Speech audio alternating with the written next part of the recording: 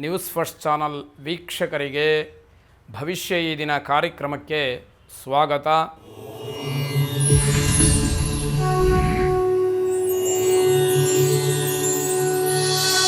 ಮೊದಲು ಮೇಷರಾಶಿ. ಮೇಷರಾಶಿಯವರಿಗೆ ಈ ದಿವಸ ಸ್ವಲ್ಪ ವಿರಾಮವಾಗಿ ಇರತಕ್ಕಂತಹ ದಿವಸ. ಯಾವುದೇ ಒತ್ತಡಗಳಿಲ್ಲ. ಸ್ವಯಂಕೃತ ಅಪರಾಧಗಳಿಂದ ಯಾವುದೇ ಒತ್ತಡಗಳನ್ನು ತಂದುಕೊಳ್ಳಬೇಡಿ. ಸ್ವಾಭಾವಿಕವಾಗಿ ಸಹಜವಾಗಿ ಯಾವುದೇ ರೀತಿಯ ಒತ್ತಡಗಳಾಗಲಿ ಅಥವಾ ಆತಂಕಗಳಾಗಲಿ ನಿಮಗೆ ಇಲ್ಲದೇ ಇರುವ ಹಾಗೆ ಭಗವಂತನ ಅನುಗ್ರಹ ಇದೆ ಎಂಬತಕ್ಕಂತಹ ಮಾತನ್ನು ಗಮನದಲ್ಲಿ ಇಟ್ಟುಕೊಳ್ಬೇಕಾಗುತ್ತೆ. ವ್ಯವಹಾರದಲ್ಲಿರತಕ್ಕಂತಹ ದುರ್ಬಲವಾದಂತಹ ಅಂಶಗಳನ್ನು ದೂರ ಮಾಡಿಕೊಳ್ಳಿ. ವ್ಯಾವಹಾರಿಕವಾಗಿ ಯಾವ ವೀಕ್ನೆಸ್ ಇದೆ ನಿಮಗೆ ಅದನ್ನು ನೀವು ಗುರುತಿಸಿ ಅದರಿಂದ ಹೊರಬರಬೇಕಾದಂತಹದ್ದು, ಅಂತಹ ವಿಚಾರಗಳನ್ನು ನಿಮ್ಮಿಂದ ದೂರ ಮಾಡಿಕೊಳ್ತಕ್ಕಂತಹದ್ದು ನಿಮ್ಮ ವ್ಯವಹಾರಕ್ಕೆ, ನಿಮ್ಮ ಅಭ್ಯುದಯಕ್ಕೆ ಅದು ಒಳ್ಳೆಯದಾಗಿ ಕಾಣತಕ್ಕಂಥದ್ದಾಗುತ್ತೆ. ವಿದ್ಯಾರ್ಥಿಗಳು ತಮ್ಮ ಅಧ್ಯಯನದ ಶೈಲಿ, ಓದಿನ ಶೈಲಿಯನ್ನು ಬದಲಾಯಿಸ್ಕೊಳ್ಬೇಕು. ಯಾವ ರೀತಿ ನೀವು ಓದ್ತಾ ಇದ್ದೀರಿ, ಅದು ನಿಮಗೆ ಉಪಯೋಗ ಆಗ್ತಾ ಇದೆಯಾ, ಇದೆಲ್ಲವೂ ಕೂಡ ನಿಮಗೆ ಗಮನಕ್ಕೆ ಬಂದಿರುತ್ತೆ. ಅಲ್ಲಿ ಸಣ್ಣ ಪುಟ್ಟ ಬದಲಾವಣೆಗಳನ್ನು, ಓದಿನ ಶೈಲಿಯನ್ನು ಬದಲಾಯಿಸಿಕೊಂಡಾಗ ಅದು ನಿಮಗೆ ಹೆಚ್ಚಿನ ಅನುಕೂಲತೆಯನ್ನು ಮಾಡ್ತಕ್ಕಂಥದ್ದು. ಸರ್ಕಾರಿ ಕೆಲಸಗಳಾಗತ್ತೆ. ಸರ್ಕಾರದಿಂದ ಆಗಬೇಕಾದಂತಹ ಹಲವಾರು ಕೆಲಸಗಳು ಈ ದಿವಸ ನಿಮಗೆ ಬಹಳ ಸರಾಗವಾಗಿ ಯಾವುದೇ ರೀತಿಯ ಒತ್ತಡಗಳಿಲ್ಲದೆ ಆಗ್ತಕ್ಕಂಥದ್ದಾಗತ್ತೆ. ನಿತ್ಯದ ಎಲ್ಲ ಕೆಲಸಗಳು ಕೂಡ ಸಕಾಲದಲ್ಲಾಗುತ್ತೆ. ಪ್ರತಿನಿತ್ಯದ ಕೆಲಸಗಳು ಏನಿರುತ್ತೆ ಅವೆಲ್ಲವೂ ಕೂಡ ನೀವು ಅಂದುಕೊಂಡಂತಹ ಸಮಯಕ್ಕೆ ಪರಿಪೂರ್ಣವಾಗಿ ನಿಮ್ಮ ಮನಸ್ಸಿಗೆ ಸಮಾಧಾನವನ್ನು ಕೊಡ್ತಕ್ಕಂಥದ್ದಾಗತ್ತೆ. ಕುಲದೇವತಾ ಪ್ರಾರ್ಥನೆಯನ್ನು ಮಾಡಿ ಶುಭವಾಗಿ. ವೃಷಭ ರಾಶಿ. ಸಾಮಾಜಿಕ ಕ್ಷೇತ್ರದಲ್ಲಿ ಪ್ರಗತಿಯನ್ನು ಕಾಣ್ತೀರಿ. ಸಾರ್ವಜನಿಕವಾಗಿ ನಿಮ್ಮನ್ನು ನೀವು ಗುರುತಿಸ್ಕೊಳ್ಬೇಕು ಅಂತ ಹೇಳಿ ಮಾಡಿರುವಂತಹ ಪ್ರಯತ್ನ ಇವತ್ತು ಸಫಲತೆಯನ್ನು ಕೊಡ್ತಕ್ಕಂಥದ್ದು. ಸಮಾಜದಲ್ಲಿ ನಿಮ್ಮನ್ನು ಜನ ಗುರುತಿಸ್ತಾರೆ. ನಿಮ್ಮಲ್ಲಿರ್ತಕ್ಕಂತಹ ಯಾವುದೋ ವಿಶಿಷ್ಟವಾದಂತಹ ಪ್ರತಿಭೆಗೆ ಮರ್ಯಾದೆ ಅಂತಕ್ಕಂಥದ್ದು ಹೆಚ್ಚಾಗುವಂಥದ್ದಾಗತ್ತೆ. ಸ್ನೇಹಿತರ ಜೊತೆ ವ್ಯವಹಾರ ವೃದ್ಧಿಯಾಗ್ತಕ್ಕಂಥದ್ದು. ನಿಮ್ಮ ಸ್ನೇಹಿತರ ಜೊತೆಯಲ್ಲೇ ಪಾರ್ಟ್ನರ್ ಆಗಿ ಯಾವುದಾದ್ರೂ ಕೆಲಸಗಳನ್ನು ಮಾಡ್ತಾ ಇದ್ದರೆ ಅಥವಾ ಅದಕ್ಕೆ ಕೈಯನ್ನು ಜೋಡಿಸಿದರೆ ಅದರಿಂದ ನಿಮಗೆ ಅನುಕೂಲಕರವಾದಂತಹ ವಾತಾವರಣ. ಜೊತೆಗೆ ನೀವು ಉದಾರವಾದಂತಹ ವರ್ತನೆಯಿಂದ ಜನಪ್ರಿಯತೆಯನ್ನು ಗಳಿಸ್ತಕ್ಕಂಥದ್ದಾಗತ್ತೆ. ಹಾಗಾಗಿ ನೀವು ಏನೋ ಧಾರಾಳತನವನ್ನು ತೋರಿಸ್ತೀರಿ, ಜನಕ್ಕೆ ಅದು ಮೆಚ್ಚುಗೆ ಆಗುತ್ತೆ. ಜನ ನಿಮ್ಮನ್ನು ಆ ವಿಷಯದಿಂದ ಒಪ್ಪಿಕೊಳ್ತಾರೆ. ನಿಮ್ಮ ಮಾತಿಗೆ ಎಲ್ಲರೂ ಕೂಡ ಬೆಲೆಯನ್ನು ನೀಡುವಂಥದ್ದಾಗತ್ತೆ.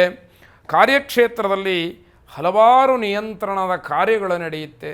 ನಿಮ್ಮ ಕೆಲಸದ ಸ್ಥಳದಲ್ಲಿ ಯಾವುದೋ ಒಂದಷ್ಟು ಕೆಲಸಗಳನ್ನು ಹೀಗೆ ಮಾಡಬೇಕು ಅಂತ ಹೇಳಿ ಅದನ್ನು ಹಿಡಿದಿಡ್ತಕ್ಕಂಥದ್ದು, ನಿಮಗೇನೋ ಒಂದು ಆದೇಶವನ್ನು ಮಾಡ್ತಕ್ಕಂಥದ್ದು, ಕೆಲಸದ ರೀತಿ ರಿವಾಜುಗಳನ್ನು ಬದಲಾವಣೆ ಮಾಡ್ತಕ್ಕಂಥದ್ದು, ಹೀಗೆಲ್ಲ ಒಂದಷ್ಟು ಅಡ್ಡಿಗಳಾಗಿ ಪರಿವರ್ತನೆ ಆಗ್ತಕ್ಕಂಥದ್ದಿರುತ್ತೆ. ವೃತ್ತಿಗೆ ಸಂಬಂಧಪಟ್ಟ ಹಾಗೆ ವಿಷಯವನ್ನು ಸಂಗ್ರಹ ಮಾಡ್ತೀರಿ. ನಿಮ್ಮ ವೃತ್ತಿಗೆ ಯಾವ ವಿಷಯಗಳ ಅಗತ್ಯ ಇರುತ್ತೋ ಅಥವಾ ನಿಮಗೆ ವಿಷಯದ ಕೊರತೆ ಇರುತ್ತೋ ಅವೆಲ್ಲವನ್ನು ಇವತ್ತು ಸರಿಪಡಿಸ್ಕೊಳ್ತಕ್ಕಂತಹ, ವಿಷಯ ಸಂಗ್ರಹವನ್ನು ಮಾಡಿಕೊಳ್ತಕ್ಕಂತಹ ಅವಕಾಶಗಳು ಹೆಚ್ಚಾಗಿ ಸಿಗ್ತಕ್ಕಂತಹದ್ದು. ಕಾರ್ತಿಕೇಯನನ್ನು ಪ್ರಾರ್ಥನೆ ಮಾಡಿ, ಆರಾಧನೆ ಮಾಡಿ ಶುಭವಾಗಿ. ಮಿಥುನ ರಾಶಿ. ಬೇರೆಯವರ ತಪ್ಪನ್ನು ತಿದ್ದಕ್ಕೆ ಹೋಗಬೇಡಿ. ಬೇರೆಯವರು ಎಷ್ಟು ತಪ್ಪನ್ನು ನಿಮ್ಮ ಕಣ್ಣೆದುರಿಗೆ ಬೇಕಾದರೂ ಮಾಡಲಿ, ಆ ತಪ್ಪನ್ನು ತಿದ್ದಲಿಕ್ಕೆ ಹೋಗಿ ನೀವು ಅವಮಾನಿತರಾಗುವಂಥದ್ದು ಬೇಡ ಅನ್ನುವಂತಹ ಕಳಕಳಿ ಇಲ್ಲಿದಾಗಿರುತ್ತೆ. ಹಾಗಾಗಿ ಯಾರು ಏನೇ ತಪ್ಪು ಮಾಡಿದರೂ ಕೂಡ ನೀವು ಬೇರೆಯವರದ್ದನ್ನು ತಪ್ಪನ್ನು ತಿದ್ದಲಿಕ್ಕೆ ಯಾವುದೇ ರೀತಿಯ ಪ್ರಯತ್ನಗಳನ್ನು ಮಾಡುವಂಥದ್ದು ಬೇಡ. ಯಾರಾದರೂ ಕೇಳಿದರೆ ಮಾತ್ರ ಬೇರೆಯವರಿಗೆ ಸಲಹೆಯನ್ನು ಕೊಡಿ. ಉಚಿತವಾದಂತಹ ಸಲಹೆಗೆ ಬೆಲೆ ಇಲ್ಲ. ಹಾಗಾಗಿ ಯಾರಾದರೂ ಬಂದು ನಿಮ್ಮನ್ನು ಪ್ರಾರ್ಥನೆ ಮಾಡಿದರೆ, ನಮಗೇನಾದರೂ ಮಾಹಿತಿ ಬೇಕು ಅಂತ ಕೇಳಿದರೆ ಅಥವಾ ನಿಮ್ಮ ಅಭಿಪ್ರಾಯ ಕೇಳಿದರೆ ಖಂಡಿತವಾಗಿ ಸರಿಯಾದ ಮಾರ್ಗದರ್ಶನ ಮಾಡಿ. ಅದು ತಪ್ಪಲ್ಲ. ಕೇಳದಲೇ ನಿಮ್ಮಷ್ಟಕ್ಕೆ ನೀವೇ ಏನಾದರೂ ಸಲಹೆಯನ್ನು ಕೊಡಲಿಕ್ಕೆ ಹೋದರೆ ಅದಕ್ಕೆ ಯಾವ ಬೆಲೆಯೂ ಕೂಡ ಇಲ್ಲದೇ ಇರತಕ್ಕಂಥದ್ದು. ಹೊಸ ಉದ್ಯೋಗಾಕಾಂಕ್ಷಿಗಳಿಗೆ ಯಶಸ್ಸಿರತಕ್ಕಂಥದ್ದು, ಹೊಸದಾಗಿ ಕೆಲಸಕ್ಕೆ ಪ್ರಯತ್ನವನ್ನು ಮಾಡ್ತಾ ಇರತಕ್ಕಂಥವ್ರಿಗೆ ಒಂದಲ್ಲ ಒಂದು ರೀತಿಯಲ್ಲಿ ಅನುಕೂಲತೆಗಳು ಕಂಡುಬರತಕ್ಕಂಥದ್ದು. ಮನಸ್ಸಿಗೆ ವಿಶಿಷ್ಟವಾದಂತಹ ಆನಂದವನ್ನು ತಂದುಕೊಡುವಂಥದ್ದಾಗತ್ತೆ.